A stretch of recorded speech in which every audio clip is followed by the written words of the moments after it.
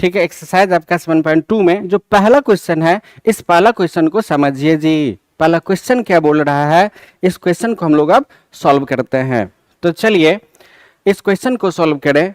तो देखिएगा यहाँ पे बोल रहा है पहला क्वेश्चन कि उस बिंदु के निर्देशांक ज्ञात कीजिए, उस बिंदु का निर्देशांक ज्ञात कीजिए जो बिंदु इतना और इतना को मिलाने वाले रेखाखंड को 2:3 के अनुपात में विभाजित करता है, 2:3 के अनुपात में विभाजित करता है जी।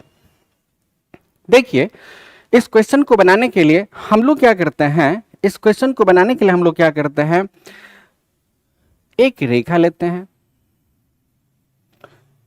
एक रेखा हम लोग ले लिए, इस रेखा पर यहां पर ए पॉइंट मान लिए और यहां पर हम लोग क्या मान लिए, बी पॉइंट मान लिए। और ये जो बिंदु दे रखा है -1,7 और 4,-3, यहाँ पर ए बिंदु का नियामक हमने मान लिया -1,7 है और बी बिंदु का नियामक कितना है, 4,-3 है। अब बोल रहा है वो किस अनुपात में, तो 2:3 में। तब यहां से यहां तक की दूरी मतलब ए से पी तक की दूरी हम लोगों ने क्या मान लिया, तो 2 मान लिया। और P से B तक की दूरी को हम लोगों ने क्या मान लिया, तो 3 मान लिया। क्योंकि क्वेश्चन बोल रहा है कि इसका जो अनुपात है वो अनुपात कितना है, तो 2:3 है जी। अनुपात कितना है, 2:3 है। चलिए देखिए हम लोगों से जो क्वेश्चन पूछा जा रहा है कि P बिंदु का नियामक पता करना है, तो P बिंदु के नियामक को हम लोग क्या मान लेते हैं, x, y मान लेते हैं। P बिंदु का जो नियामक है, इस नियामक को हम लोग क्या मान लेते हैं, x, y मान लेते हैं। अब देखिए P बिंदु का जो नियामक यहां पर है x, y, तो यहां पर ये हमारा किसका काम करेगा, x1 और y1 का काम करेगा। तो x1 का मान कितना हो गया, -1, y1 का मान कितना हो गया, 7 हो गया। फिर ये हमारा किसका काम करेगा, x2 का, x2 का मान कितना है, तो 4 है। फिर यहाँ पे y2 का मान कितना है, तो -3 है। ये हमारा x1 और y1 का काम करेगा, ये हमारा x2 और y2 का काम करेगा जी। अब देखिए ये हमारा किसका काम करेगा, तो ये हमारा m का काम करेगा। m का मान कितना, तो 2, n का मान कितना, तो 3, x1 y1 x2 y2 हम लोगों को पता है। यहाँ पर m और n का भी मान पता है। हमसे पूछा जा रहा है कि P बिंदु का नियामक ज्ञात कीजिए। तो देखिएगा हम लोगों से जो पूछा जा रहा है कि P बिंदु का नियामक पता कीजिए, तो चूंकि हम लोगों ने पढ़ा है कि P का नियामक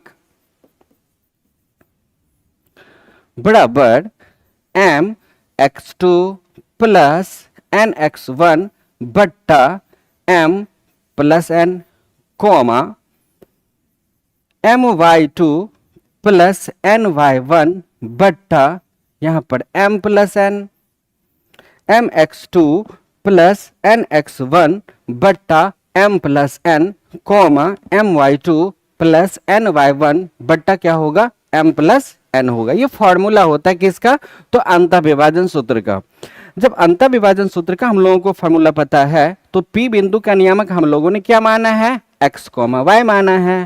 तो यहाँ पर लिखते हैं x, y बराबर m का मान कितना है, m का मान कितना है, तो m का मान अपने पास है 2 इंटू x2 का मान कितना है, x2 का मान 4 है, प्लस n का मान कितना है, तो 3 है, x1 का मान कितना है, तो -1 है, बट्टा m प्लस n, m का मान कितना, तो 2, प्लस n का मान कितना है, तो 3 है, कोमा m का मान कितना है, तो 2 है, y2 का मान, तो y2 का मान कितना है, तो -3 है, प्लस n का मान कितना है, तो 3 है, y1 का मान कितना है, तो 7 है, बट्टा m प्लस n, तो यहाँ पे होगा 2 प्लस 3। इसको हम एक बार फिर से बोल दे रहे हैं, समझिए।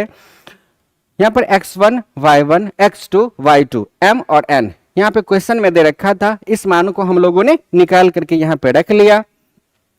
अब हमसे पूछा जा रहा है कि P बिंदु का नियामक पता कीजिए। P बिंदु का नियामक पूछा जा रहा है, तो P बिंदु का नियामक पता करने के लिए फॉर्मूला होता है mx2 प्लस nx1 बट्टा m plus n comma my2 plus ny1 बट्टा m प्लस n।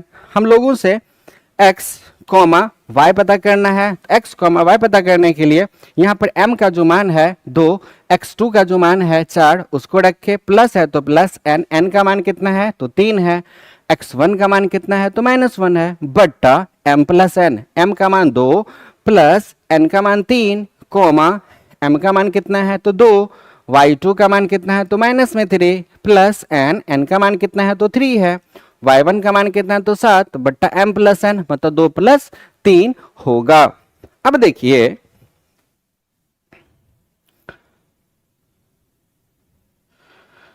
यहां जो है हम 4 को 2 से गुना करें, 4 को 2 से गुना करें तो ये कितना हो जाएगा जी, 4 और 2 को गुना कर लें तो ये हमारा कितना हो जाएगा तो 6 हो जाएगा जी।